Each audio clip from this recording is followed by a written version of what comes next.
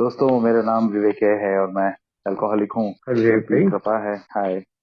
आप सबकी शेयरिंग से मिला हुआ गाइडेंस है और मेरी वाइफ का सॉलिड सपोर्ट है। अनकंडीशनल सपोर्ट है कि आज के दिन भी शराब का कोई ख्याल नहीं आया। मैं जब ये कहता हूँ ना कि आज के दिन शराब से दूर हूँ, मुझे लगता है यार ज्यादा इंपॉर्टेंट ये है कि मुझे शराब का कोई ख्याल नहीं आया।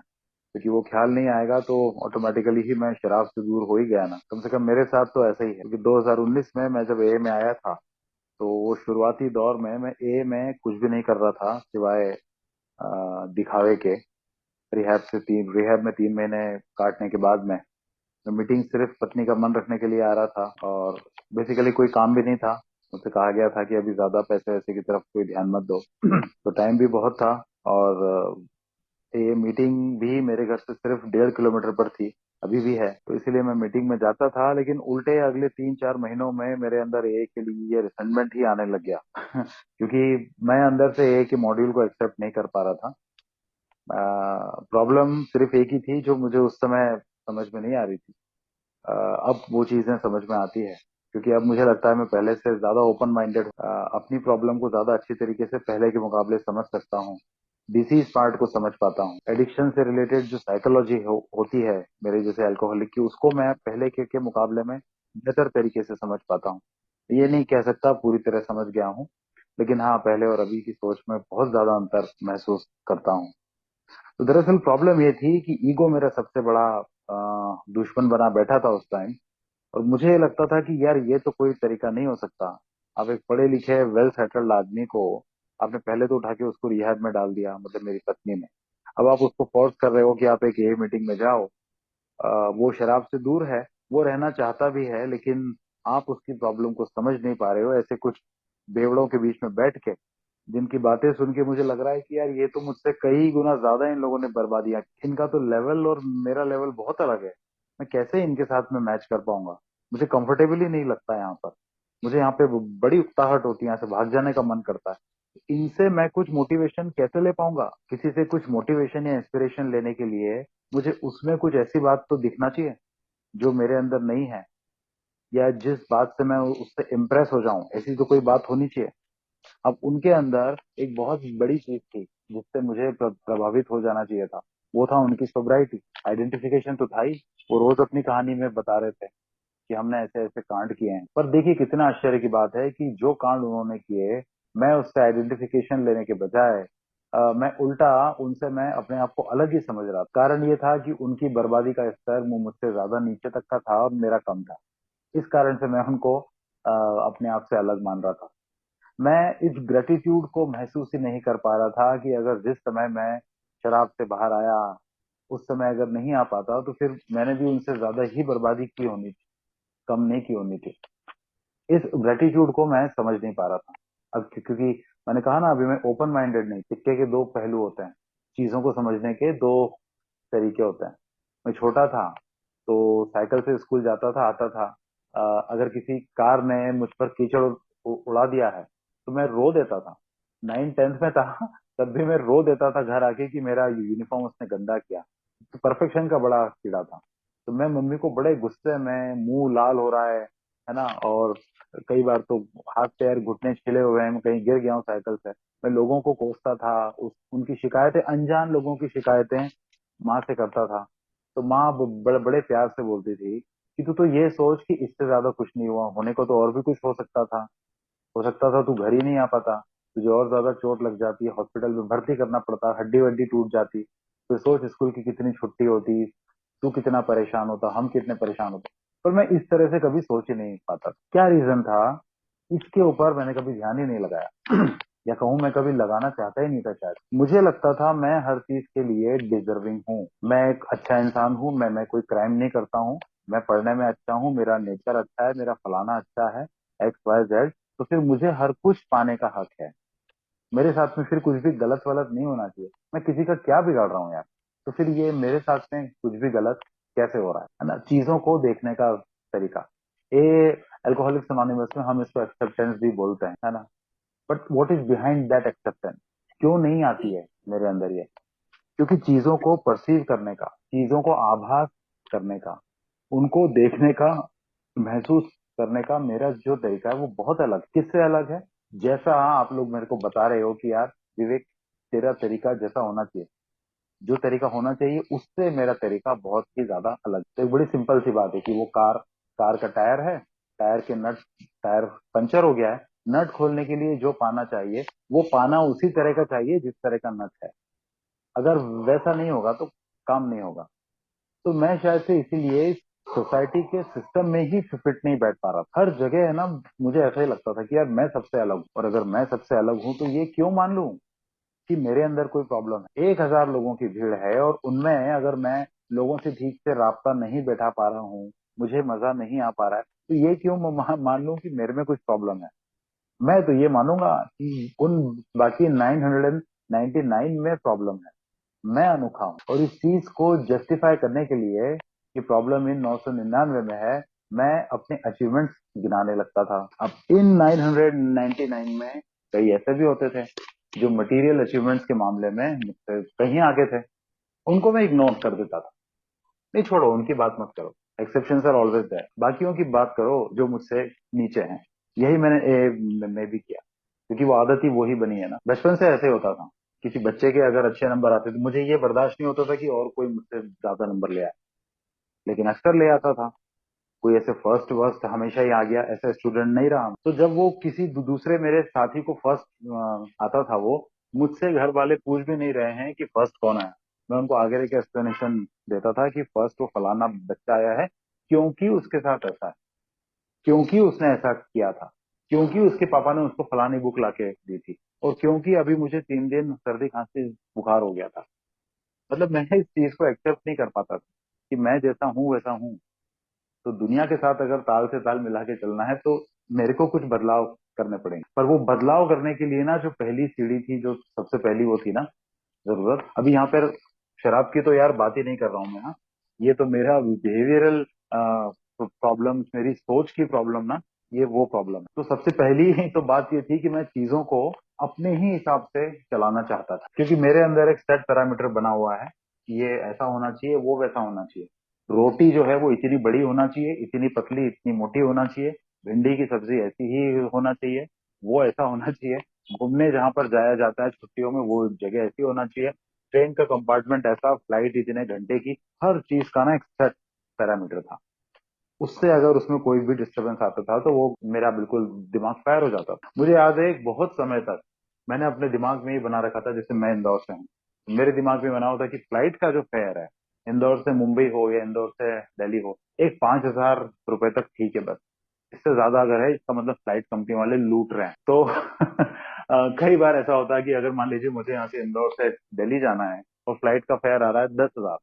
अब 10,000 तो मैं अफोर्ड नहीं कर पा रहा हूँ, तो मैं दिल्ली ही नहीं जा रहा हूँ, ट्रेन से भी नहीं जा रहा हूँ मैं उस काम को कुछ भी अपने आप के अंदर इतना किसी न किसी तरह का जस्टिफिकेशन देके टाल रहा हूँ कि नहीं नहीं यार, ये तो नहीं हो पाएगा। और मैं अंदर ही अंदर सोच रहा हूँ ये कंट्री बेकार है, यहाँ पे कुछ बड़े बिजनेसमैन के हाथ में कमान दी हुई है, ये मेरे जैसे बेचारी सीधी सादी जनता को लूट रहा है। इस सिस्टम को मैं कभी एक्सेप्ट करने को तैयार नहीं होता हूँ, क्योंकि यहाँ पे हर आदमी कमाने बैठा है, तो ये तो ऐसे ही चलेगा यार। तेरे को अपने अंदर कोई चेंज लेके आना पड़ेगा। तेरे को अपने आप को ऐसा बनाना पड़ेगा कि अगर फ्लाइट से नहीं जा पा रहा है तो अपनी कार से जा, ट्रेन से जा, नहीं हो रहा है तो नॉन एसी स्लीपर से जा, भाई कैसे भी जा। तेरे को ये देखना पड़ेगा कि तेरे प्रेफरेंस क्या है। और फिर कहीं ना कहीं मैं अपने आप को ये भी कोसता था कि मैं किस तरह का इंसान हो गया हूँ यार, इतना फंसी हो गया हूँ, इतना एडमेंट, मतलब ऐसा हो गया हूँ कि नहीं मिलेगा तो मैं तो करूंगा ही नहीं।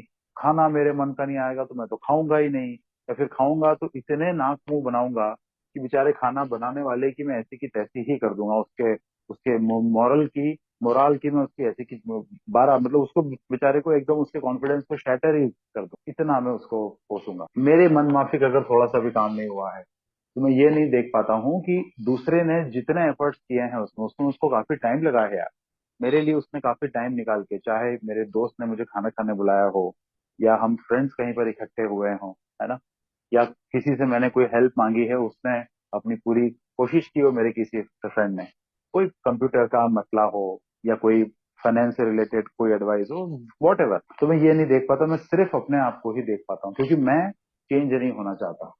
मुझे लगता है मेरे अंदर जो डिमांड है वो बिल्कुल जस्टिफाइड है, उसमें कोई भी प्रॉब्लम कहाँ है, मैं डिजर्व करता हूँ। तो ना एक बात समझ में आई यार बड़े अच्छे से कि इस डेफिनेशन में ही साला प्रॉब्लम है कि मैं क्या डिजर्व करता हूँ। ये मैं क्या डिजर्व करता हूँ ना, ये डेफिनेशन इसलिए शायद मेरी ऐसी हो गई कि बचपन से ना मैं ये सुन के बड़ा हुआ हूँ कि पढ़ोगे लिखोगे तो बनोगे नवाब, खेलोगे कूदोगे तो होगे खराब। तो मुझे लगने लगा यार भाई मैं तो पढ़ा लिखा हूँ यार, तो फिर तो मुझे हर चीज का हक है, नंबर एक। और नंबर दो बात कि जो जो कांड जिस तरह की उल्टी सीधी चीजें मैं करना चाहता था बचपन में जवानी में, शायद वो सारी की सारी नहीं कर पाया। तो एक टीस अपने मेरे अंदर वो भी बनी हुई रह गई कि सारे अरमान तो निकले ही नहीं। जबकि मैं अगर किसी और से बात करता हूँ तो वो कहता है यार विवेक कौन से अरमान नहीं निकले भाई, कितने तो तेरे अफेयर रहे, कितनी तो तूने दारू पी है, कितनी तूने शॉपिंग की है, क्या क्या तूने नहीं किया, अब और क्या करना था भाई। पर ये मेरी डेफिनेशन है, मुझे ऐसा लगता है कि वो चीजें लाइफ टाइम मुझे मिलती ही रहें, पैसा कभी खत्म नहीं हो, किसी चीज का मेरे को एडिक्शन नहीं हो, कोई बुरा नाम मेरे ऊपर नहीं आए, कोई लीगल इम्प्लीकेशन नहीं खड़ा हो, बस ये पूरा का पूरा ऐसा का ऐसा चलता रहे, क्योंकि मैं पर्सनली किसी को हर्ट नहीं कर रहा हूँ। मैं कहता था अपने आप के बारे में कि मैंने किसी को फाइनेंशियली चीट नहीं किया, मेरा कोई एक्स्ट्रा मैरिटल अफेयर नहीं रहा, जो अफेयर थे वो सब शादी के पहले थे। मैंने कभी जुआ सट्टा नहीं खेला, कभी किसी को 1 रुपए के लिए चीट नहीं किया, कभी किसी का पैसा मारा नहीं, कोई भूल भी गया तो भी उसको मैंने उसका पैसा दिया। तो फिर मुझसे ज्यादा अमीर कौन, सॉरी, मुझसे ज्यादा ईमानदार कौन। तो फिर मेरे साथ ही क्यों भी कुछ भी गलत हो रहा है। मैं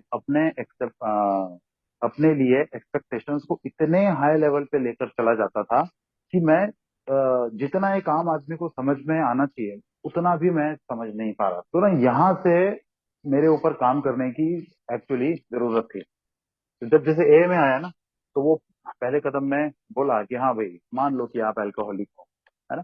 तो अब क्या था साहब कि ये तो मैंने मान रहा था मैं कि हाँ मैं अल्कोहलिक, लेकिन अब आप मेरे को इनके ये जो बाकी सब लोग हैं ना उनकी कैटेगरी में मत डालो। अकेले में बोलो मुझे, मान लूंगा मैं अल्कोहलिक। या फिर आप है ना ऐसा करो, मुझे कोई एक अलग टर्मिनोलॉजी दे दो, है ना। सपोज आप मुझे कह दो कि अल्कोहलिक बीटा या अल्कोहलिक गामा, तो मुझे अच्छा लगेगा। कॉमन लोगों में ब्लेंड हो जाना मुझे अच्छा नहीं लगता, बिकॉज आई एम डिफरेंट। तो ये जब चीज आती है ना दिमाग में, बिग बुक को मैंने रिहैब में 2 बार ही पूरा पढ़ लिया था। आइडेंटिफिकेशन मिल रहा था, स्पेशली वो टू वाइज वाले चैप्टर में, उसमें तो बहुत ही मिल रहा था कि उसने 4 तरह के अल्कोहलिक बताए अलग अलग। तो वो कैटेगरी में तो यार मेरे ख्याल से कोई भी अल्कोहलिक टूटता ही नहीं है।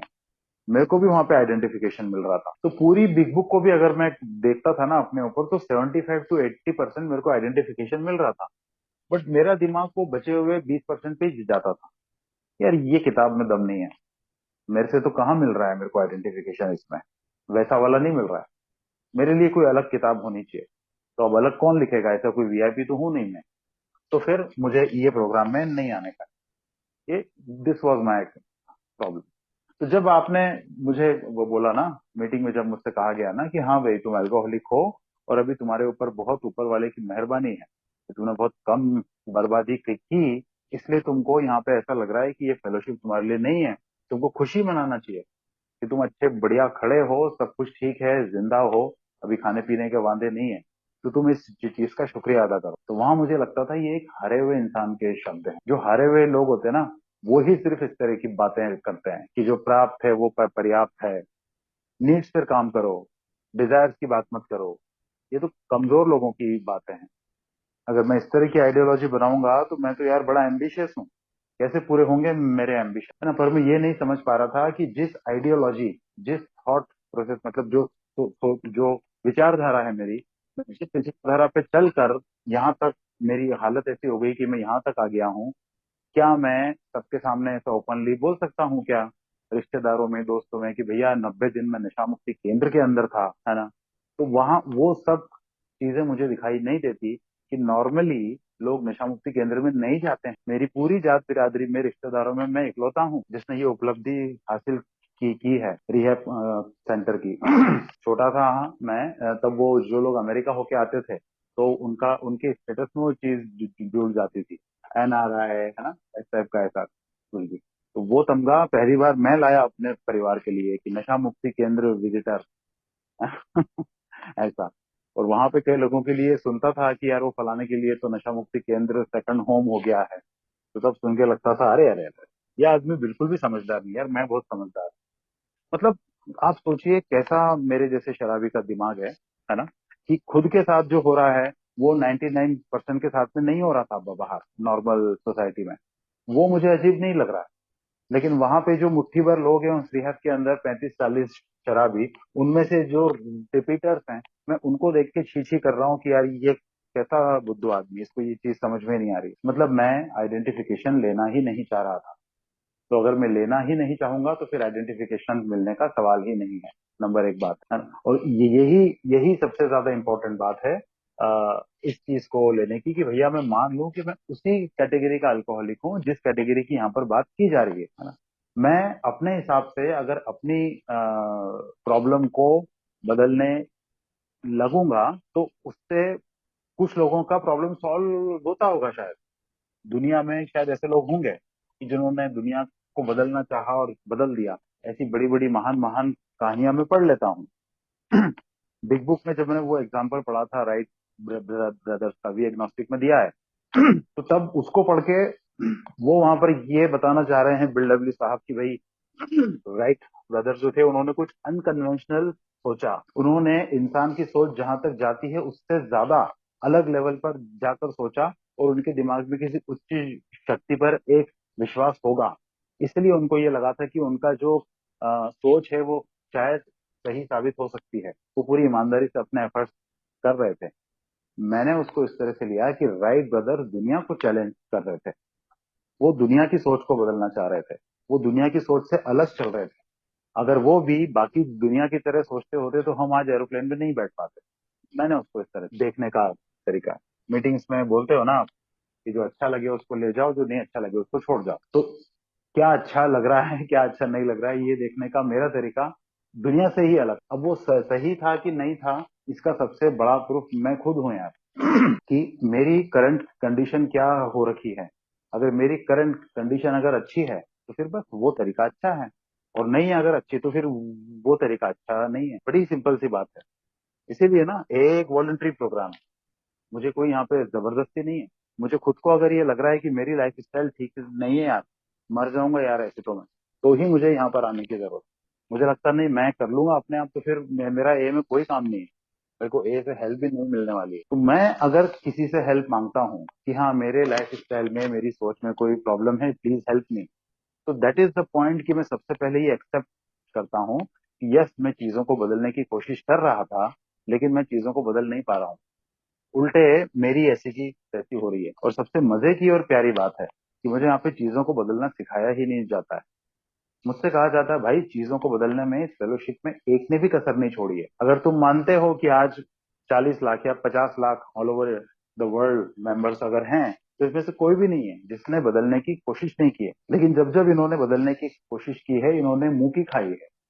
इसलिए तुम भी हमारे पास आ जाओ, बदलने की कोशिश मत करो।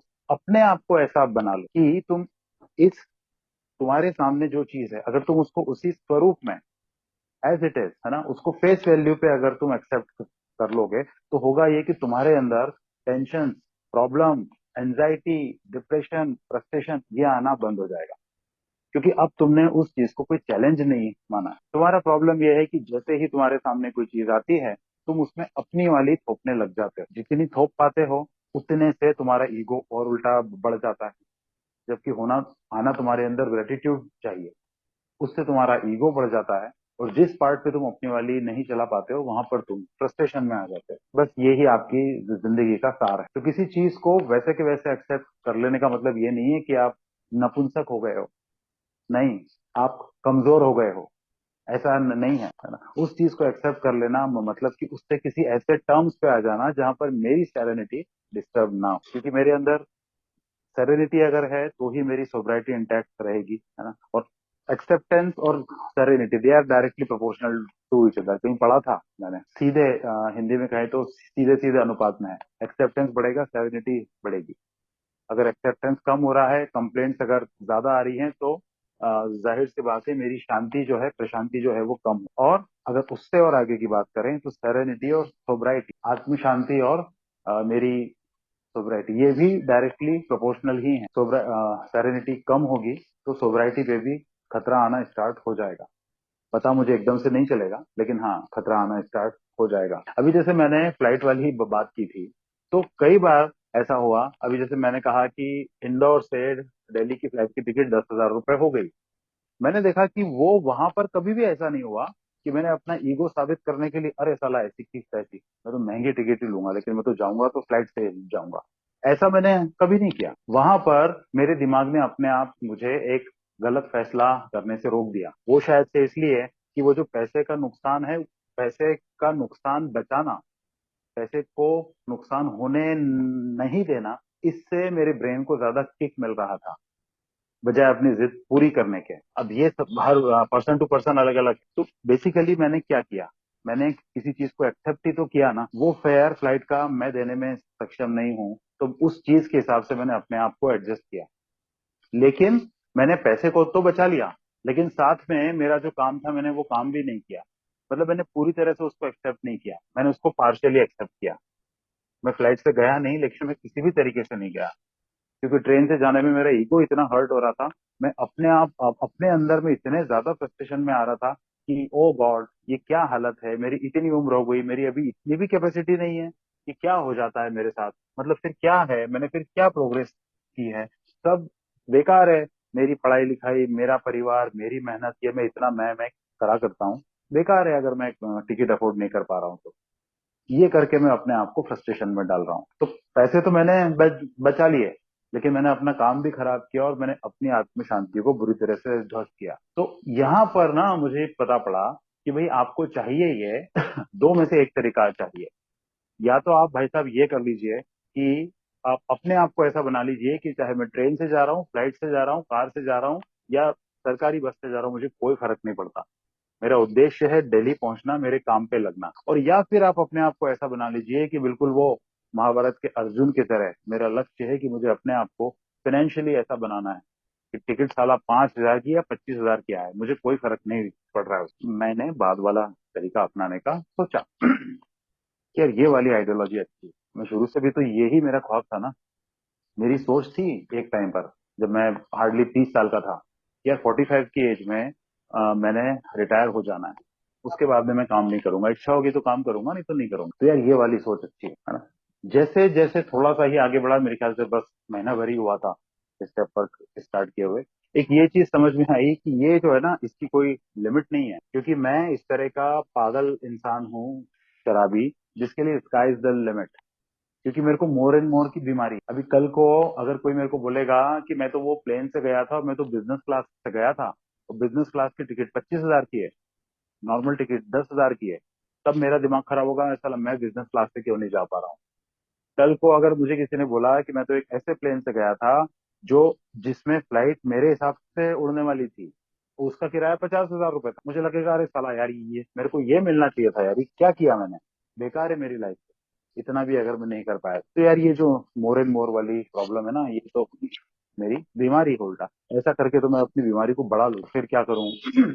तो दूसरा ऑप्शन भाई साहब फिर ये आया, बचा हुआ एक ही ऑप्शन था कि जो सामने है उसको उसी तरह से एक्सेप्ट करो। पर अब इसमें एक प्रॉब्लम मुझे ये आ रही थी कि साहब मेरे अंदर की जो धार है, मेरे अंदर का जो तेज है, मेरा जो नॉलेज है, मेरी जो दबंगता है, वो सब कहीं ऐसा ना हो जाए कि फीकी पड़ जाए, दुनिया कहीं मुझ पर चढ़ बैठे, है ना। मैं तो भाई हमेशा से आक्रामक रहा हूँ, चाहे मैं कहीं रास्ते में हूँ, होटल में हूँ, फैमिली में हूँ, दोस्तों में हूँ, बड़ी चिल्ला के आवाज करना, बदतमीजी से लोगों को दबा देना, ये इस टाइप का मेरा एटीट्यूड रहा है। तो फिर मेरी उस धार का क्या होगा, कहीं आप लोगों के चक्कर में ये एक्सेप्ट करो, चीजों को मत बदलो, अपने आप को बदलो, इसके चक्कर में मैं कहीं ऐसा ना हो जाए कि मैं किसी काम का ही ना रहो। तो यार बड़े प्यार से मुझे ये बात बताया गया था कि भाई साहब एक बात बताइए, जो लोग बहुत काम के होते हैं वो क्या रिहैब जाते हैं क्या? जो लोग बहुत काम के होते हैं, बड़े गुणवान सुपुत्र होते हैं, वो क्या इस तरह बेवकूफों की तरह शराब पीते हैं क्या? वो अपनी ही लाइफ को संभाल नहीं पाते हैं, उनकी ऐसी हालत होती है क्या? मैं बोला हाँ यार बात तो सही है। अपने पूरे खानदान कुनबे में मैं इकलौता ही चिराग हूँ जो रिहैब में गया। मेरे भाई बंधु कजिन्स वगैरह जिनसे मैंने हमेशा कंपटीशन की, उनकी हंसी उड़ाई, उनको नीचा दिखाया, वो लोग भी शराब पीते हैं, उनके साथ तो कभी ऐसा नहीं हुआ, कभी रिहैब नहीं जाना पड़ा। तो फिर मैं किस चीज के लिए बात कर रहा हूँ कि मेरे अंदर बहुत धार है या मेरे अंदर बहुत क्वालिटी, ये मेरी गलत फहमी है। तो ये गलतफहमी क्यों है? क्योंकि सफलता क्या है, सफल इंसान क्या है, खुशी क्या है और खुश इंसान कौन है, इसके मापदंड ही मेरे गलत हैं। तो मेरे को यार पहले इनको ठीक करना बहुत जरूरी है। जब मैं इनको ठीक करूंगा ना, तो मुझे अपने आप चीजों के साथ में समझौता बैठाने में, तालमेल बैठाने में दिक्कत ही नहीं आई। और तब मुझे बताया गया कि यार ये जो तुमको अपने अंदर ठीक करना है ना, इसी को तो बदलना कहा गया है। जब तुमसे ये कहा जा रहा है ना कि तुम जब चीजों को नहीं बदल पाओ तो अपने आप को बदलो, तो बदलो का मतलब ये नहीं है भाई कि अपना मन मार लो, अपने आप को निचले स्तर का, इंफीरियर, गिरा हुआ, मजबूर, मजलूम ऐसा मान लो। नहीं, अपनी सोच को बदलो। बदलने का मतलब कॉम्प्रोमाइज करना बिल्कुल भी नहीं है। बदलने का मतलब है कि इस चीज से आप आपके तरीके से नहीं निपट सकते, तो आपको अपना तरीका बदलना पड़ेगा। जैसे फौज में होता है, कई बार ऐसा हो जाता है कि सामने फेस टू फेस दुश्मन से मचैटा नहीं ले सकते आप, तो जो कमांडिंग ऑफिसर है वो कहता है कि रिट्रीट, पीछे आ जाओ, स्पीड दिखा के भाग के आ जाओ, वापस आओ, अपने रीइंफोर्स करो, हम दूसरी स्ट्रेटेजी अपनाएंगे। हम रणभूमि से नहीं भाग रहे हैं, हम सिर्फ तरीके को बदल रहे हैं। तो तरीके को बदल के दोबारा अटैक करने वाला जो है वो कायर नहीं कहलाता। तो मुझसे वो करने को कहा जा रहा है कि आपने कभी अपने आप को बदलने की कोशिश ही नहीं की। तो मैं अपने आप को बदल इसलिए नहीं पा रहा था क्योंकि जब से मैं बड़ा हुआ, मैंने मेरी जो सोच थी ना, मेरी जो हर इंसान में एक जो प्राकृतिक प्रवृत्तियां होती है, नेचुरल इंस्टिंक्ट है ना, मेरी नेचुरल इंस्टिंक्ट्स को मैंने किस तरह से ओवरडू किया, किस तरह से। अब जैसे सिक्योरिटी वाली इंस्टिंक्ट है, तो मैं कब कोई इंसान कितना मेरे नजदीक आ जाता है या फिर किस तरह से मेरी हंसी उड़ाता है या मुझसे कुछ बोलता है, से अंदर से मेरे एक अलर्ट स्टार्ट हो जाता है कि बचो बचो, कोई आ रहा है आपके ऊपर, अटैक करने के लिए आ रहा है। और मैं एकदम से बुरी तरह से बिगड़ जाता हूँ और मेरे अंदर से एब्रप्ट रिएक्शंस आने स्टार्ट हो जाते हैं। मैं बचपन से उसी चीज को, ये सिर्फ एक एग्जांपल है, मैं बचपन से उन्हीं चीजों को प्रैक्टिस करता आया हूँ, है ना। फिर बड़े से वो सोशल होने वाली नेचुरल इंस्टिंक्ट हो, तो वो इसलिए थी कि man is the social animal. लेकिन अब मैं क्या है, मुझे हर जगह मेरा डोमिनेंस चाहिए, वर्चस्व चाहिए। सेक्स की अगर बात करें तो कहीं ना कहीं मैंने अपने दिमाग में ये बना लिया कि मल्टीपल लोगों के साथ सेक्स, मल्टीपल लोगों के साथ कंपनी, इसका मतलब ये कि मैं इतना अट्रैक्टिव हूँ। ये एक तरह से मेरी विजय है। मैं इतने लोगों के ऊपर हूँ, इतने लोग मेरे गुलाम हैं। तो अपने आप को कैसे भी कर करके उस वो सेटिस्फेक्शन देना बिना अपने आप को चेंज करे, ये मैंने अपनी आदत बना रखी। तो इसमें ये हो रहा था कि कुछ चीजों पर तो मुझे विजय प्राप्त हो रही थी, लेकिन हर चीज पे नहीं हो रही थी। और जैसे जैसे मेरी शराब बढ़ रही थी ना, मेरे अंदर का, भले मैं कितना भी नौटंकी करता था, मेरा कॉन्फिडेंस कम हो रहा, मेरा डर अंदर से बढ़ रहा, क्योंकि मैं कुछ भी करूं मेरा दिमाग हमेशा ये जानता है कि मैं गलत सब्सटेंस को हैविली कंज्यूम कर रहा हूँ, जो मेरे शरीर के हर हिस्से को डे बाय डे नुकसान पहुंचा रहा है, वो उसको खोखला तो कर रहा है।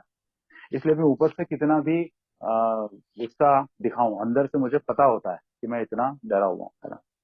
जैसे सड़क पे कोई जानवर है, वो जानवर को कई बार, बहुत छोटा जानवर है, उसको पता है कि आप उससे बहुत बड़े हो, फिर भी वो कई बार, जैसे डॉग्स होते हैं, स्ट्रे डॉग्स, वो कई बार फिर भी जानबूझ के आपको गुस्सा दिखाते हैं, है ना? उसको पहले से पता है अपने अंदर कि वो आपसे जीत नहीं सकता। तो मुझे ये समझ में आ रहा था कि मैं अब परिस्थितियों के सामने रोज ज्यादा से ज्यादा ऐसी परिस्थिति आ रही है कि जिनके सामने मैं हार जाता हूँ। पहले वाली बात अब मुझ में नहीं रही, लेकिन मैं उसको मानने को नहीं तैयार होता, क्योंकि शराब से आशिकी इस टाइप की हो गई। अब क्या हुआ कि ए से जब ए में जब आ गया, शराब से तो बाहर आ गया, लेकिन अब वो शराब वाली जो आशिकी है, अब उस पर तो लगाम लग गई है। लेकिन अब इस टेंडेंसी का क्या करूं? वो टेंडेंसी तो ऐसी की ऐसी रही, है ना। तो ये इसी के लिए है, ये ही वो है ना, जिसके लिए मुझे बताया गया है कि भाई आपकी प्रॉब्लम जो है वो सिर्फ एक फिजिकल एलर्जी है ही नहीं, आपकी प्रॉब्लम तो मेंटल भी है, मानसिक जुनून, भेजे में थोड़ा सा केमिकल लोचा है आपके, वो भी बहुत बड़ी गड़बड़ है आप। तो यार वो केमिकल लोचा क्या है ना, ये मेरे को यहाँ पर आके समझ में आया कि चीजों को जितने सिंपल तरीके से कोई आम आदमी निपटा सकता है, उस तरीके से आपको निपटाने में बहुत प्रॉब्लम आ जाती है। और कोई यार ऐसा तो नहीं है कि मुझे परेशान होने में मजा आता है ना, इस तरह का तो पागल नहीं हूं मैं। लेकिन पता नहीं, मेरा तरीका ही अलग है। सिंपल जो चीजें हैं मैं उनको बहुत ज्यादा कॉम्प्लेक्स करके ले लेता हूँ। मैं अगर कहीं जा रहा हूँ तो मुझे हमेशा दिमाग में ये टेंशन रहती है कि यार ये आदमी कहीं मुझे गरीब तो नहीं समझ रहा है ना। इसको पता तो है ना कि मैं कार से आया हूँ। इसको पता तो है ना कि ये जो मैंने घड़ी पहनी है ये इतनी महंगी है ना। इसको पता तो है ना कि यार मेरा पास भी एक बड़ा घर है। नहीं पता हो तो मैं इसको बता दूं। ये इस तरह का जो मैनिफेस्टेशन है, ये प्रदर्शन है, ये मेरे अंदर क्यों आता था? क्योंकि कहीं ना कहीं मेरे अंदर एक तरह का फियर था, एक डर था। वो जो सिक्योरिटी वाले इंस्टिंक्ट था ना, मैं अभी जिसकी बात कर रहा था, मैं उसको इतनी ओवरडू कर चुका था कि मैं समझ ही नहीं पाता था कि नो बडी एक्चुअली केयर्स। किसी को कोई मतलब नहीं है, मैं इतना इंपॉर्टेंट इंसान हूं ही नहीं। अरे मैं कोई किसी की कंपनी टेक ओवर करने या कोई बहुत बड़ा जमीन का या कोई बिजनेस का सौदा करने नहीं जा रहा हूँ कि उसमें मुझे कुछ शोबाजी करने की जरूरत। जहाँ पे है वहां पे बिल्कुल करना चाहिए, जरूरी है। बट वो बिजनेस की बातें हैं। नॉर्मली मुझे ये करने की जरूरत नहीं है। इतना आवरण, इतना मास्किंग करने की आवश्यकता नहीं है। वो मेरे अंदर इतना बस चुका है कि मैं हमेशा एक तरह से कॉन्शियस ही रहता था। ये मेरे बारे में क्या सोच रहा होगा, मेरा ऐसा नहीं हुआ तो क्या होगा। इससे मेरे अंदर एंजाइटी डेवलप होती है। और मैं अपने ही अलग अलग पागलों के जैसे कुछ तो भी उल्टे पुल्टे तरीके अपना लेता हूँ उससे डील करने के लिए। इसीलिए जो तरीका सिंपल सीधा साधा अपनाया जाना चाहिए, मैं उस तरीके पे काम ही नहीं कर पाता हूँ। क्योंकि सीधे तरीके को अपना सीधे तरीके से सोचने वाले ही कर सकते हैं ना। प्रॉब्लम यहाँ पे ये। मैं यार मेरे बारे में बात करूं, मैं छोटा था इंदौर में तब, अब तो ऐसा नहीं दिखता। लेकिन इंदौर में कई जगह पे वो रेलवे क्रॉसिंग होते थे, तो मैं साइकिल से स्कूल जा रहा हूँ, आ रहा हूँ, और वो ट्रेन का जो वो बैरियर है, फाटक बोलते थे उसको, वो बंद होता था। तो मैं इकलौता इतने अजीब तरह का था। कई लोग चुपचाप खड़े होते थे, कई लोग वो फाटक के नीचे से अपना टू व्हीलर निकाल के जाते थे। मुझे दोनों में प्रॉब्लम होती। नीचे से जाने में ये लगता था कि मैं किसी ने अनपढ़ों वाली हरकत करूंगा अगर मैं नीचे से जा रहा हूँ तो। और अगर वहीं पे चुपचाप खड़ा हूं तो मुझे लगता था क्या जिंदगी है यार मेरी, आम आदमी की तरह यहाँ खड़ा हूं। मेरे लिए स्पेशली ये खुलना चाहिए था। फादर मेरे कभी कभार समझाते थे कि यार ऐसा तो बड़े बड़े मिनिस्टर के लिए भी नहीं होता, लेकिन फिर भी तुम अपने आप को ऐसा बना सकते हो। इतना अच्छा एजुकेशन लो, अपने आप को इतना ग्रूम करो कि तुम्हें रेलवे फाटक के सामने खड़ा ना होना। तो दो चार बार उन्होंने मुझे ऐसे ही मजाक में बोल दिया था कि तुम अपने आप को इतना बड़ा कोई मिनिस्टर या बहुत बड़ा ब्यूरोक्रेट बना लेना, तो जैसे ही तुम्हारी गाड़ी वहां खड़ी होगी वो लोग तुमको एयरलिफ्ट कर लेंगे, ऊपर से हेलीकॉप्टर आएगा, वो तुमको ट्रेन के इधर से उधर सीधे क्रॉस करा देगा। हंसते थे वो। मैं कुछ ज्यादा खास समझ नहीं पाता था। तो ये मैं कभी, अब ये भी बेसिकली क्या है, राइट? फादर ने जो कहा था, भले उन्होंने मजाक में कहा था, मैं अगर आज की तारीख में सोचता हूँ तो उसके पीछे भी यही था कि जब मैं चीजों को बदल नहीं सकता, मैं उस ट्रेन का वहां से निकलना बंद नहीं कर सकता। वो ट्रेन तो सबके लिए वो फाटक तो सबके लिए बंद होगा, चाहे मिनिस्टर हो या ठेला चलाने वाला हो। अपने आप को मैं कितना बदल सकता हूँ? तो मैं यार अपने आप को इतना बड़ा आदमी बना सकता हूँ कि कोई मुझे एयरलिफ्ट कर ले। पर उतना करने का जिगरा, उतना करने के लिए ईमानदारी और मेहनत, वो मेरे अंदर नहीं। वो मुझे यहाँ पर आके समझ में आया कि यार ये सब तो बहुत बड़ी बड़ी बातें हैं, ट्रेन और मिनिस्टर और एयरलिफ्ट और फलाना, लेकिन जो जिंदगी की जो नॉर्मल अफेयर्स हैं, अब मैं उनको भी डील नहीं कर पा रहा। क्योंकि अब प्रॉब्लम को काफी साल हो चुके हैं। अनट्रीटेड अल्कोहलिज्म, बहुत ही प्यारी टर्म मुझे लगती है। ये अनट्रीटेड अल्कोहलिज्म मेरे अंदर तब भी था भाई साहब, तब मैंने शराब को हाथ ही नहीं लगाया। शराब पी रहा था तब की तो मैं ज्यादा बात ही नहीं करता हूँ, क्योंकि उस टाइम की बात ही करना बेकार है। और फिर उसके बाद में जब ए में आ गया, तब भी अभी भी होगा। वो सिर्फ मेरे स्पॉन्सर या फिर आप लोग ही बता सकते हैं, या मेरी फैमिली बेस्ट बता सकती है। पर हाँ, अब कम से कम ये है कि मैं उसको मानता हूँ, मैं उसको एक्सेप्ट करता हूँ कि हाँ ये प्रॉब्लम है। सोच में थोड़ा सा लोचा है, काम करने की आवश्यकता है। तो ठीक है यार, काम करने की आवश्यकता है तो उसके ऊपर काम कर रहा हूँ। One day at A time, steps के ऊपर काम कर रहा हूँ। समझने की कोशिश करता हूँ कि जैसे स्टेप 2 है, उसने ये बोला कि तेरे को भाई पहले तो ये मानना पड़ेगा तू तू तेरे सोच में लोचा है। और दूसरा फिर ये मानना पड़ेगा कि ये तेरा कोई दोस्त, कोई साइकेट्रिक काउंसलर, ये लोग नहीं ठीक कर पाएंगे। और तू तो ठीक करने की कोशिश बिल्कुल ही ना करियो। तूने तो बहुत अपने आप को, अपनी अपने फॉर्मेट को तूने तो डे बाय डे उसको डिस्टॉर्ट ही किया है। तो तू तो टच ही मत करना। तो सिर्फ और सिर्फ एक हायर पावर ही कर पाएगी, है ना। तो ये जो सेकंड स्टेप था ना, इसमें मेरे को पर्सनली बहुत प्रॉब्लम आई थी। क्योंकि ये मानना, शराब के ऊपर ये मान लेना तो मेरे लिए उतना बड़ा प्रॉब्लम नहीं था कि चलो यार ठीक है, हो रहा है ना, मुझे भी दिख तो रहा है। आप मुझे बस अल्कोहलिक मत बोलो, है ना, अकेले में मैं आपको बोल दूंगा। आप मुझे बोलते नहीं विवेक तू थोड़ा बहुत ही अच्छा वाला है, तू थोड़ी सी तूने ज्यादा पी ली, है ना, थोड़ी सी मतलब कुछ साल तो तूने ज्यादा पी ली पर तू इन लोगों जैसा नहीं, तो मैं कम से कम मान लूंगा कि हाँ मैं उसके सामने पावरलेस हूँ और मेरी लाइफ अनमैनेजेबल है। लेकिन आप ये तो मुझे मत बोलो कि मैं इंसेन हूँ। तो बात वही आ गई ना फिर से कि इंसैनिटी के पैरामीटर क्या है, डेफिनेशन क्या है उसकी, है ना, आपको वो पहले समझना पड़ेगा तो आपको ये आएगा। तो जो आदमी अपनी ही प्रॉब्लम्स को डील नहीं कर पा रहा है, जिसको कोई छोटा बच्चा भी बड़े सिंपली उससे कोप अप कर लेगा, उसको भी अगर मेरे जैसा आदमी नहीं कर पा रहा है तो उसको फिर इंसान कहना ही पड़ेगा। तो जितना जल्दी भैया तू मान लेगा कि तू इंसान है उतना जल्दी अच्छा रहेगा। और इसीलिए फिर नेक्स्ट स्टेप नंबर 3 में मुझसे ये कहा गया कि आपको अपने आप को और अपनी जिंदगी को ईश्वर पे छोड़ना पड़ेगा, अपनी इच्छाओं को और जिंदगी को, तो फिर आपका कुछ बात बन सकती है। मतलब अगेन बात वही आ गई कि चेंज आपको ही अपने अंदर करना पड़ेगा। पीपल प्लेसेस सिचुएशन, इनको अगर चेंज करने के लिए जाओगे तो फिर से मरोगे, repeating the same mistakes and expecting different result. कितनी बार करोगे ये काम, बार बार बार बार।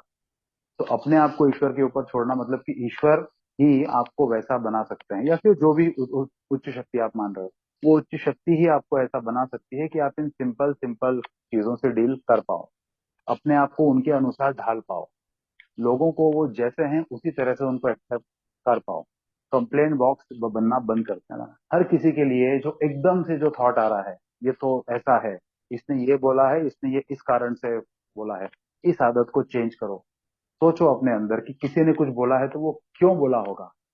और अगर कुछ भी नहीं समझ में आ रहा है तो आप सिंपली मान लो मैं इसकी सोच के लिए पावरलेस हूँ मुझे क्या करना है ये मुझे पता है प्रॉब्लम मेरा सबसे बड़ा ये है कि मुझे क्या करना है ये मुझे ही नहीं पता। मुझे क्या करना है ये तो साला दूसरे लोग तय कर रहे हैं यार अगर कोई मुझसे प्यार से बात कर रहा है तो मैं उसको डोमिनेंस दिखा रहा हूँ। वही आदमी अगर मुझसे गुस्से से बात कर रहा है तो मैं ये मान रहा हूँ कि इसको मुझसे दुश्मनी है, ये मेरा अपमान कर रहा है। वही आदमी अगर मेरे से नॉर्मली बात कर रहा है तो हो सकता है मैं ये मानूं कि यार इस पे तो मैं चढ़ बैठ सकता हूँ, ये तो बेचारा बड़ा सीधा साधा सा आदमी, इसको मैं दबा सकता हूँ। मतलब मेरा रिएक्शन का रिमोट कंट्रोल किसी दूसरे के हाथ में है। This can not be a life in recovery, है ना, दिस कैन नॉट बी ऐसी ऐसी रिकवरी के बारे में तो मैंने नहीं सोचा था। तो मैं आज भले ही शराब से दूर तो हो गया हूं, लेकिन अभी भी अगर किसी में ये कैपेसिटी है कि वो अपने हिसाब से मुझे डिस्टर्ब कर सके, मेरी आत्म शांति को भंग कर सके, तो इसका मतलब अभी भी मैं मेरे हायर पावर से बहुत बहुत ज्यादा दूर हूँ, है ना। मैं किसी भी चीज को अगर बदलने के मुझे गुस्सा क्यों आता है, क्योंकि मैं किसी चीज को अपने हिसाब से बदलना चाहता हूँ और वो मैं उसको उस हिसाब से बदल नहीं पाता हूँ, तब फिर मुझे गुस्सा आता है। तो अगर कितना अच्छा हो जाए कि मैं उसको बदलने की कोशिश ही ना करूं, but that does not at all mean, ये जो मेरे अंदर का सबसे बड़ा डर था कि अगर मैं उसको बदलने की, अगर मैं अपने आप को ही बदलता रहूंगा तो फिर तो मैं ही नहीं रहूंगा। तो फिर यार अगेन वो चीज ही मेरे को सब कुछ बहुत बढ़िया लगी थी कि भाई साहब आप हो क्या, आप क्या समझते हो अपने आप को, आप किस चीज को अचीवमेंट मानते हो।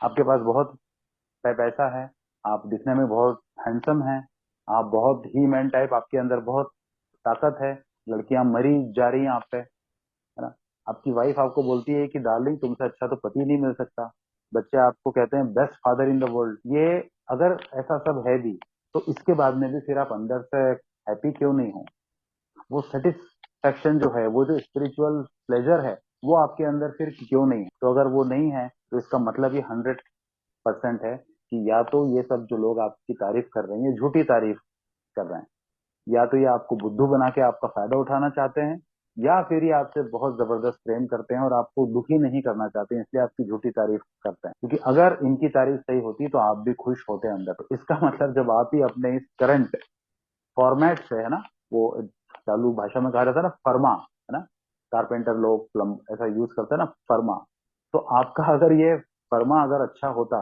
तो फिर आपको ये प्रॉब्लम नहीं होते। तो इसका मतलब इस फर्मे को चेंज करने का टाइम आ गया यार। तो इसीलिए आप अपने पुराना जो आपका एक्सटेंसिल था, जो सेट था, जो आपका प्रारूप था ना, वो प्रारूप में से आपको बाहर आना पड़ेगा। और आप अगर जो अपने अंदर ये चेंज लाने के लिए अगर आप रेडी होते हो तो कॉन्फिडेंस रखिए, डेफिनेटली ये चेंज किसी बहुत अच्छे के लिए ही होने वाला चेंज। और जब यार मुझसे ये सब कहा गया तो डेफिनेटली भरोसा तो बिल्कुल भी नहीं हुआ था, डर था मेरे अंदर। बट अगेन वो जो वी एग्नोस्टिक्स में लिखा है ना कि शराबी वेरीफाई करना चाहता है, उसको चाहिए पहले प्रूफ। तो मुझे भी इस तरह के कुछ प्रूफ चाहिए थे, बल्कि मुझे तो बहुत ज्यादा चाहिए। ये प्रूफ भी है ना, मुझे आप ही लोगों से मिलने लग गए कि पहले मैं किस तरह की शेयरिंग से आइडेंटिफाई करता था, बाद में मेरे आइडेंटिफिकेशन भी चेंज होने लग गए थे। मैं बराबर ये चीज सोच रहा था किसी मेंबर की शेयरिंग को सुन के कि हाँ यार, कुछ महीनों पहले तक मेरी भी सोच ऐसी थी। ये बंदा जो सोच रहा है, इसकी सोच थोड़ी सी क्लोज माइंडेड है। मेरी भी सोच ऐसी थी, आज मेरी सोच इसके जितनी क्लोज माइंडेड नहीं है। I am grateful to my higher power. तो इसका मतलब ये चेंज है। आई एम एग्नोस्टिक, मुझे ये प्रूफ दिख रहे थे। तब जाके ये भरोसा हुआ कि हाँ यार, ये जो मेरे फॉर्मेट को चेंज करने की बात कर रहे हैं ना, ये जरूर कुछ ना कुछ बहुत अच्छे के लिए ही होने वाला है। हाँ, ये बात उस समय पर जरूर लगती थी कि यार ये आखिर में कितना चेंज होगा, क्या सारा चेंज मैं ही करूंगा, लोग कुछ भी चेंज नहीं करेंगे। ठीक है, मैंने ये बात तो मान ली कि मुझ में चाहे कितना भी चेंज आएगा, कोई ऐसे मेरा फायदा नहीं उठा पाए, मेरे में कुछ क्वालिटी एडिशन ही होगा, दैट इज फाइन। लेकिन फिर भी मैं ही क्यों करूं? और खास तौर से जब क्लोज फैमिली की बात आ जाती है, पत्नी की, बच्चों की, है ना, इनकी जब बात आ जाती है, तब ये लगता है यार ये सारा का सारा बदलने का जो है लोड, ये मेरे ही ऊपर क्यों है। तब एक बात मुझे बहुत ही अच्छी और प्यारी समझाई गई कि अपने आप को लकी मानो यार, कि आपको ये चेंज करने का मौका मिल रहा है। जो अपने आप के अंदर ही चेंज नहीं ला रहे हैं, आप ये मानो कि गॉड, आप ईश्वर से उनके लिए प्रार्थना करो कि गॉड, जो किस्मत आपने मुझे अदा की है, जो बख्शी है आपने मुझे, थोड़ी सी उनको भी बख्शिए, ताकि उनको भी ये सैनिटी आए कि वो मेरी फैमिली है ना। ये आप जरूर ईश्वर से प्रे कर सकते हो, लेकिन ये नहीं कर सकते कि मेरे ही ऊपर सारा का सारा आपने स्पिरिचुअलिटी का ठीकरा क्यों फोड़ दिया। अगर आप ये सोचते हो, इसका मतलब फिर आप अभी भी नहीं समझे हो। अगर आपको ये अफसोस हो रहा है कि मुझ पर ही ये बदलने का भार क्यों है, इसका मतलब आप अभी भी इसको फोर्सफुली ही कर रहे हो। शुरू में fake it to make it करना पड़ा मुझे, ये झूठ मूठ मान के कि नहीं नहीं ये तो अच्छा है, अच्छा है, सब कुछ अच्छा है, हाँ चलेगा चलेगा। ये एग्नोस्टिक्स में इसी तरह से कहा गया है कि अगर नहीं भी मान पा रहे हो तो झूठ मूठ में ही मानो, सिर्फ मानने की इच्छा रखो, बी विलिंग। लेकिन हाँ, आगे चल के आपको ये समझ में आना चाहिए कि ये चेंज मेरे अंदर जरूरी है। मैं हर पल अपने आप को देख पाता हूँ, दिन भर में जब देखता हूँ अपने आप को, स्टेप 10 की इन्वेंट्री लिखता हूँ, तो ये समझ में आता है कि यार आज भी ढेर सारी गड़बड़ियां हैं, बहुत ज्यादा काम अभी करने की गुंजाइश है। तो बस अच्छी बात यह है कि अब यार ऐसा फील नहीं होता है कि मैं क्यों काम करूँ, है ना। बल्कि मैं अपने पास्ट को देखता हूँ। मैं कई बार मीटिंग्स में सुनता हूँ, है ना, हमारे लिटरेचर में भी लिखा हुआ है कि हम वो लोग हैं जो अपनी ही गलतियों के बारे में बात करके हंसते हैं, वो अपनी ही गलतियों का मजाक उड़ाते हैं, मजे लेते हैं। तो आज मुझे लगता है कि कई कई बार जब मैं ना सिर्फ अपनी गलतियों को देख के हंसता हूँ, बल्कि दिन भर में अगर किसी दूसरे ने मेरे साथ में गलत किया है, तो पहले मैं लिटरली यार मैं उसकी हंसी उड़ाता था। और वो सोच के अकेले में मेरे चेहरे पे स्माइल आती थी। स्माइल अभी भी आती है, लेकिन उसकी हंसी उड़ाने के लिए नहीं आती। स्माइल इस ग्रेटिट्यूड के कारण से आ जाती है कि हे मेरे ईश्वर, तूने मुझे ऐसा बनने से बचा लिया। ये भी कोई कम बड़ी बात। मेरा सबसे बड़ा दुश्मन मैं खुद। पता करना हो अगर मुझे कि मेरी जिंदगी की कौन ऐसी की तैसी कर रहा है, सिंपल सा एक काम करना, एक साफ कपड़ा और साबुन में भिगो के आईने के सामने खड़े हो जाना। मेरे स्पॉन्सर ने बोली थी ये बात। तो तुमको पता चल जाएगा, बहुत अच्छे से पहचान लोगे उस इंसान को जो तुम्हारा सबसे बड़ा दुश्मन है। This is applicable specially for an alcoholic like me. सबकी बात मेरे को करने से क्या मतलब है ना। शुरू शुरू में कभी कभी ऐसा भी लगता था यार, कहाँ इतनी शराब पी ली यार, कहाँ इस सब पर का झमेला पड़ गया, बाकी दुनिया तो रह रही है ऐसे ही, उसको तो कुछ हुआ नहीं। तो तब भी यार एक बात बड़ी अच्छी ध्यान आई, जब रिहैब में था वहां पे एक काउंसलर था। वो बंदा अल्कोहलिक भी नहीं था, योगा वोगा सिखाता था। पर वो उसने एक दिन ऐसे ही बोल दिया था कि यार आप लोग बड़े किस्मत वाले हो कि आप लोग एल्कोहलिक्स अनोनिमस के मेंबर हो, बाहर जाके ए मीटिंग करोगे एंड ऑल दैट। अब ए के मेंबर तो तभी हो जब एल्कोहलिक हो, नहीं तो कैसे होता है। क्योंकि जो पाठ आप बाहर जाके सीखोगे, लाइफ आपको सिखाएगी, ए आपको बताएगा, कि नॉन अल्कोहलिक्स तो कभी इस चीज को रियलाइज ही नहीं कर पाते, बस जिंदगी भर कुट कुट कुड़ कुड़ करके मर जाते हैं ऐसे। आप जिंदगी को उतने अच्छे से जी पाओगे क्योंकि अभी भी काफी जिंदगी पड़ी है। आपने अपनी 15-20 साल की लाइफ कुड़कुड़ करके जी हो, और सिर्फ 3 साल की लाइफ एकदम वो उस स्पिरिचुअल प्लेजर में रियल फ्रीडम है ना, उसके साथ में अगर आपने जी है तो वो 15 साल कुछ भी नहीं है उसके सामने। अभी भी बहुत सारी जिंदगी आपके सामने पड़ी है। क्वालिटी एडिशन करिए लाइफ में, क्वांटिटी का नहीं, क्वालिटी का, है ना। क्वालिटी आपको समझ में तब आएगी जब आप अपनी सोच के दायरे में से बाहर निकलने की कोशिश करोगे। बिल्कुल वो ककून की तरह बैठे नहीं रहोगे कुएं के मेंढक की तरह। बाहर निकल के देखोगे, लोगों से आइडेंटिफाई करोगे इसमें क्या अच्छी चीज है यार, मैं क्या ले सकता हूँ। और तब मैं वास्तव में, शायद मैं तब ये ठीक से हाँ बोल पाऊंगा कि हाँ यार, मैं जब किसी एआई मीटिंग में जाता हूँ तो जो मैं सिर्फ वही लेकर आता हूँ जो अच्छा है। मैं वो लेकर नहीं आता हूँ जो मुझे अच्छा लगता है, क्योंकि प्रॉब्लम ही तो सोच का है ना। पहले यही तो गड़बड़ हो रही थी मेरे साथ। 10 शेयरिंग्स हुई हैं, 10 में से 9 अच्छी हुई हैं। वो जो 10वीं है उसमें उस बंदे ने कोई क्रॉस शेयरिंग की है, ढंग से शेयरिंग नहीं की है, कुछ तो भी बोल रहा है, मैं सिर्फ वो ही लेके आ जाता। नहीं यार, अब नहीं होता ऐसा, है ना। अब अगर 9 शेयरिंग्स भी अगर ऐसी हुई हैं कि बंदे ने सिर्फ अपना ढंग के लॉग ही शेयर किया है, मैं बोर हो रहा हूँ, तो भी वो एक शेयरिंग अगर मुझे अच्छी मिल जाती है तो मुझे लगता है यार मेरा दिन बन गया यार, बहुत बढ़िया है। रात कुछ काम का मेरे को और 2-3 खजाने की मोती और मिल जाए। इस सोच का अंतर है। तो यार ये हो तभी पाया, मैंने ये महसूस किया अपने आप में कि ये हो तभी पाया जब मैंने अपने खिड़की दरवाजे दिमाग के खोले। ये माना कि हाँ भैया मैं पगलेट हूँ, मेरे को नहीं समझ में आता है, मेरी सोच से पता नहीं मैं कहाँ का कहाँ पहुंच जाता हूँ। I need some fresh air, aromatic air, है ना, मेरे को वो चाहिए। तो फिर वो मेरे साथ में भी वो मेरे को फील गुड मेरे अंदर आना स्टार्ट होगा। So that's it friends. मैं बहुत बहुत आप लोगों का आभारी हूँ यार कि आपने इतनी शांति से मुझे सुना। आई थिंक शेयरिंग, जब इतना लंबा बोलने का मौका मिलता है ना किसी अल्कोहलिक को, तो उसके मुंह से वो सब बातें भी निकलती है जो वो शायद बोलने का सोचा नहीं था ऐसा उसने, है ना। और उसमें जब वो बाद में बैठ के वो रियलाइज करता है कि यार मैंने उस आधी 1 घंटे में क्या क्या बोल डाला, तब लगता है यार कि कई चीजें तो मैंने सोची ही नहीं थी, वो आभास भी अब मुझे हो रहा है। So it helps me a lot। तो आप सब लोगों ने मुझे अपॉर्चुनिटी दी, I am very grateful to Pioneer Group and Sugata भाई। Thank you, thanks a lot, thank you, thank you.